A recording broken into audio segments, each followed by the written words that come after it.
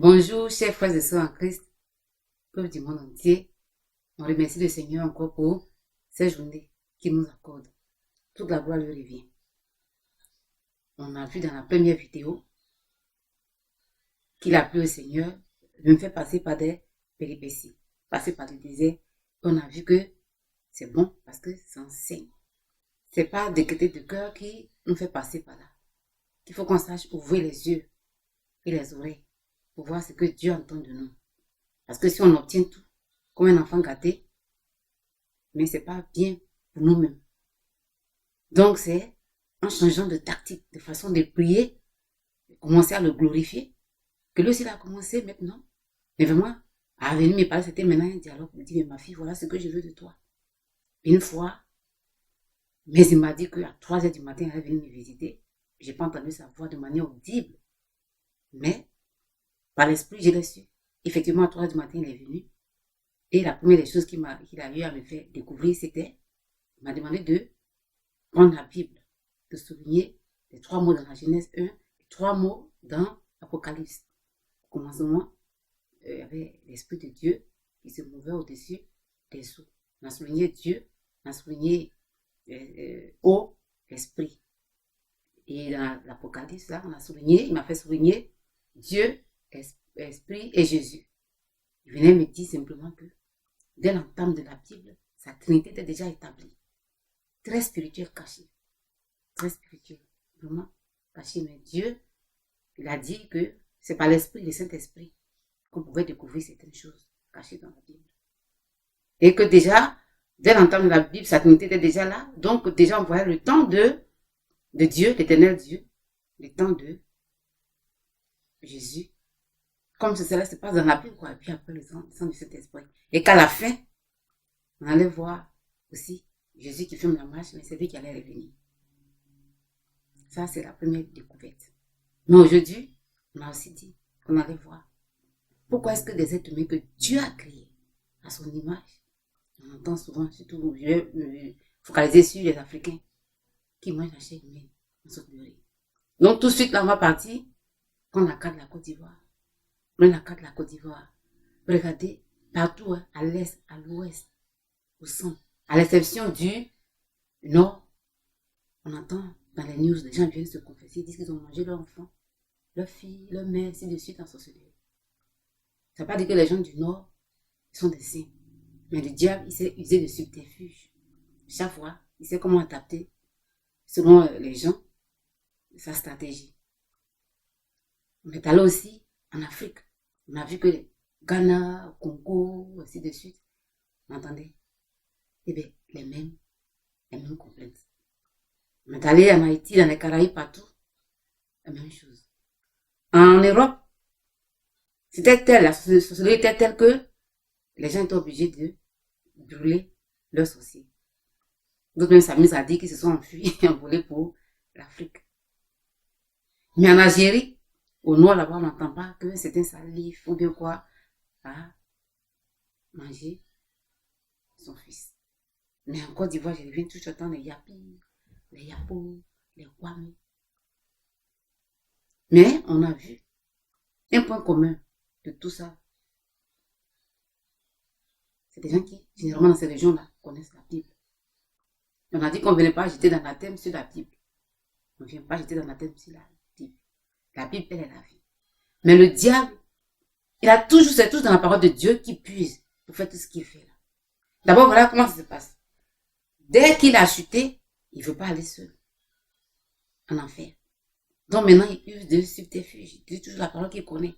Il est allé dans le jardin d'Éden. Il a trouvé les 2 premières personnes qui étaient déjà là, déjà. C'était les seuls. Adam et Ève. Connaît la parole, là, il a demandé à la femme. Est-ce que Dieu a dit de ne pas manger du fruit des fruits, tous les fruits de ce jardin-là? La femme a essayé de s'expliquer. C'est-à-dire que la suite, on la connaît. On paye les pots cassés. C'est approché, il a osé s'approcher même de Jésus-Christ, ton Seigneur Jésus-Christ, lui-même qui est la parole.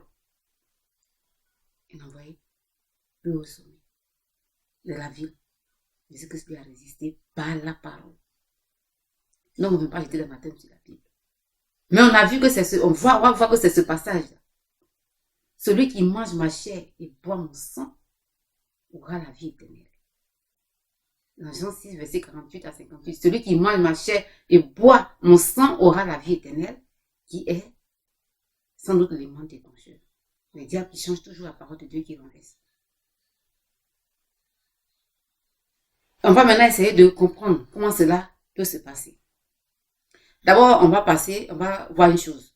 Il y a des gens qui, quand ils vont au bistrot, qui vont boire, quand on leur parle, ils disent, mais Jésus-Christ même là, il a changé l'eau en vin. Si on ne doit pas boire, pourquoi il a fabriqué du vin, il a fait du vin. Mais mes amis, l'eau que Jésus-Christ a transformée en vin, ce vin-là, c'était son sang. C'était son sang.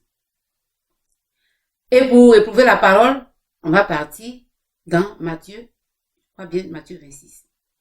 À la fin de son séjour, il a dit à ses disciples, t'as pris le pain, il a rompu. Il dit ça, c'est ma chair. Il a pris le vin, il a donné, mais ça, c'est mon sang. Voyez vous-même. Pourquoi est-ce qu'il va dire à la fin de son séjour que le vin, le même vin qu'il donne à ses disciples, c'est son sang? Et qu'au début, où il a fait le tout premier miracle qu'il a fait, c'est pourquoi elle est venue, ce vin-là ne serait pas son sang. Voyez vous-même. Je parie que tous ceux qui ont bu ce vin-là, ils étaient contents, ils disaient que c'est du très bon vin. Je parie que ils ont été guéris, que des stériles ont dû enfanter. Bref. Et quand on revient dans le cadre, même dans nos villages, là, souvent, on dit qu'il y a des gens qui sont là, ils te donnent de quoi manger, soit du pain, bien du photo, bien n'importe quoi, la nourriture. On dit qu'ils te donnent à manger. Et on dit qu'ils ont transformé ça spirituellement. Les gens mangent et puis meurent. Moi, j'ai déjà vu des cas comme ça, ils meurent. Ou bien on dit que quand vous êtes partis boire ensemble, vous buvez là, vous voyez que c'est du vin ou bien alors de la boisson, du soda. Je viens de boire et je vois les gens, on dit qu'ils sont morts après. Les gens là, les sorciers ont transformé ça spirituellement. Mais si des êtres humains que Dieu a créés, Jésus-Christ lui a créé, peuvent transformer ces choses-là en autre chose pour faire du mal pour Dieu, mais pourquoi pas Jésus lui-même? Lui qui a créé la vie, qui a le pouvoir de tout. Mais pourquoi pas? L'eau que Jésus-Christ a transformé en vin, ce vin-là, c'était spirituellement son sang. Maintenant, on va revenir encore, dans les villages encore. Les gens qui disent qu'ils tuent les gens quand ils se confessent, par exemple, en sorcellerie, ils ne disent pas qu'ils ont mangé la personne là, physiquement. Chaque fois, ils disent qu'ils l'ont transformé quand ils se confessent. Généralement en un animal, mais très souvent en mouton. Même les gens qui ne veulent pas aller au village souvent, surtout en janvier, à l'approche des fêtes de fin d'année, ils disent non, qu'ils ne veulent pas qu'on les transforme en mouton de sacrifice. Ils transforment toujours en mouton. Oh, Jésus-Christ dit qu'il est quoi? Un agneau. Donc vous voyez un peu. Alors Jésus-Christ, lui, il dit aux gens, je suis l'agneau de Dieu qui enlève le péché du monde. Mais, venez, celui qui mange ma chair et boit mon sang aura la vie éternelle. Le diable, qui renverse toujours la parole de Dieu, il a sans doute dit aux gens là-bas, de venir manger et boire le sang des êtres humains. Mais lui, c'est pas pour les envoyer, pour avoir la vie éternelle, c'est pour les envoyer avec lui en même temps. Quand Jésus-Christ a dit aux gens là, même dans Jean 6 là, de venir manger, celui qui mange ma chair et boit mon sang, venez manger ma chair, et les gens qui ont été choqués, ils l'ont quitté. C'est de là qu'on a cette célèbre phrase là, mais cette chanson, ce cantique là. À qui irions-nous? Il a demandé à Pierre, Pierre dit, mais Seigneur, à qui irai-je? Mais il ne parlait pas de sa chair physique en tant que telle. Il parlait d'abord de sa parole. Et aujourd'hui, mais c'est la Sainte Seine. Vous voyez un peu, il y a des choses qui sont cachées, comme je l'ai dit là. Le Seigneur, il lui plaît de le dévoiler à qui il veut, comme il le veut. En tout cas, moi, je n'ai aucun mérite. Ce que j'ai reçu, que vraiment je viens vous dire. Et chaque fois, je vous le dis, moi-même, quand je ressens certaines choses, je me pose des questions. Vous allez éprouver la parole. J'ai devoir de comprendre. Mais si ça vous va, on va tous crier Alléluia.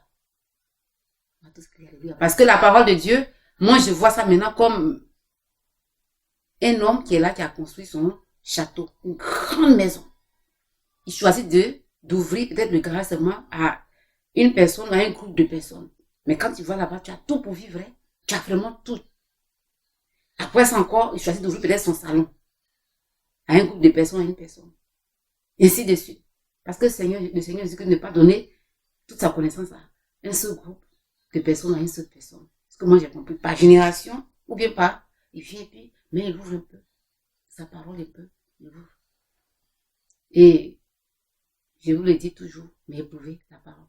Moi, c'est comme ça. Je suis la première des personnes, comme je le dis toujours, quand quelqu'un vient me dire qu'il vient au nom du Seigneur Jésus, mais moi-même là, quand le Seigneur, maintenant que j'ai commencé à le suivre là, me dit certaines choses, je me pose des questions, est-ce que c'est vraiment le Seigneur, est-ce que c'est mon imagination? Donc ça, c'est la découverte qu'on a eu à voir. Quand on a commencé, j'ai commencé maintenant à glorifier le nom du Seigneur, d'oublier un peu moi mes besoins.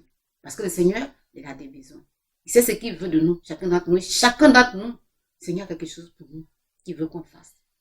Pas qu'il ait vraiment besoin de nous en tant que tel, mais il y a quand même des choses qu'il veut qu'on fasse aussi, lui, il a dit. Et dans cette marche-là, il lui a plu de m'inspirer. Bien, j'ai commencé à chanter. Mais un jour, je suis là, je reçois des paroles. J'ai fait des cantiques, j'ai fait ce CD-là. Et le jour, le chant, quand j'étais le voir, il m'a dit que quand on fait un CD, c'est la pète. Je lui ai dit que moi, je n'étais pas venue, j'attendais pas vraiment recueillir des fonds, bien quoi, m'enrichir avec ce CD-là. À la limite, si ça marchait, je voulais faire des actions caritatives. Mais le jour où on m'appelait pour me dire que le CD est prêt. Mais c'est là que le Seigneur va me dire, mais ce CD-là, quand tu vas recueillir des fonds, vous allez partir en campagne d'évangélisation, aller parler aux sorciers dans les villages, dans les hameaux. Leur dire que c'est de mon sang qu'il s'agit et de ma chair. Ce n'est pas le sang des humains. Le diable vous a menti. Le diable, c'est un menteur, c'est un usurpateur, c'est un destructeur. Vous mangez, vous buvez le sang des êtres humains, vous envoyez en enfer. Et quand je parle des villages, même dans nos villes, les gens pratiquent la sorcellerie, souvent ils ne savent pas. Moi, j'ai été amenée à aller prier pour des gens. Ils vous diront qu'ils ne savent pas pourquoi est-ce que vous pratiquez la sorcellerie. Il y a des choses même pas la sorcellerie, mais qu'on fait des culturels chez nous. On dit depuis des générations, les gens l'ont fait, on ne sait pas. Non, on l'a amené. Des hommes de Dieu seront devant. Cette année 2020, mais c'est la mission. Voilà. Que Dieu nous confie. Votre part, c'est d'acheter des CD. Il y a un site qu'on appelle CD Baby. Je vais essayer de voir un peu quand je vais finir d'ici jusqu'au 15 à mi-février. On va commencer. Si c'est possible, à Pâques, on va partir déjà pour la première campagne. Mais si c'est pas possible, ce sera peut-être en juin. En tout cas, que la main de notre Seigneur Jésus-Christ demeure sur nous, que son sang nous couvre. Shalom, shalom.